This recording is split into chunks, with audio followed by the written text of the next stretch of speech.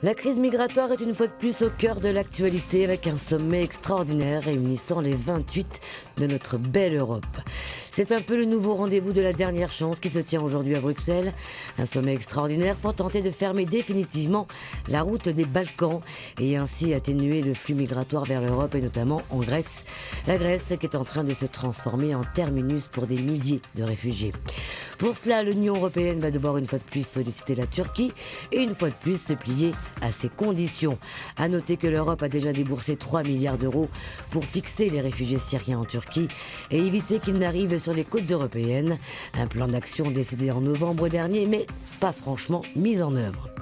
Dans la série Gestion de bazar lancée par les dirigeants européens en panique, Libération propose ce matin un numéro spécial Made in Calais, la vie après la jungle, dans lequel les migrants racontent leur vie, ou ce qui en reste, où les boutiques ferment les unes après les autres, ou encore où les professionnels du tourisme hurlent au loup, car les touristes désertent la ville.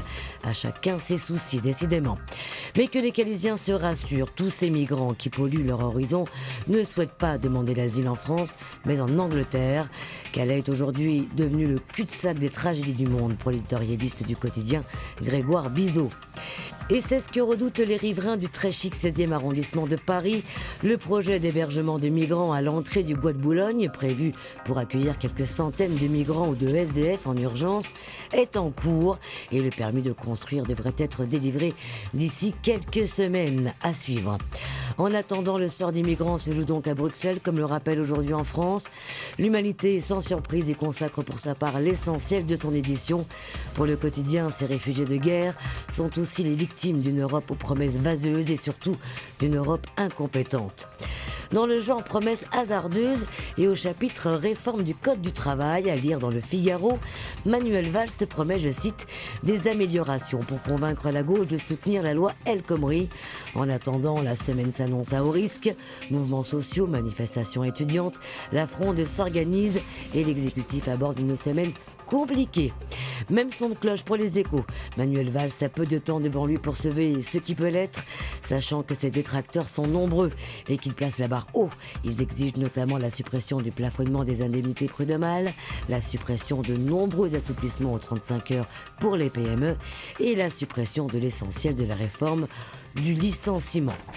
Les syndicats sont reçus ce matin par le ministre et attention, je cite la CGT, si sa stratégie consiste à ne pas bouger les lignes pour ne pas froisser le patronat, ça va mal finir. Le ton est donné, prévient aujourd'hui en France. Pour conclure, surtout ne ratez pas l'événement du siècle. À partir de ce lundi, Paris sera battu par les flots, mais ne sombrera pas. Tout le territoire francilien va en effet faire face à une fausse crue exceptionnelle de la Seine. Une simulation en grandeur nature inédite. Le niveau d'eau à Paris-Austerlitz augmentera chaque jour pour atteindre son pic ce week-end, 8,12 m, presque celui de la grande crue de 1910. Cette simulation en grandeur nature vise à préparer la région à une crue majeure de la Seine, parce que ce risque, mine de rien, est bien réel. Sur ce, bonne lecture et belle journée.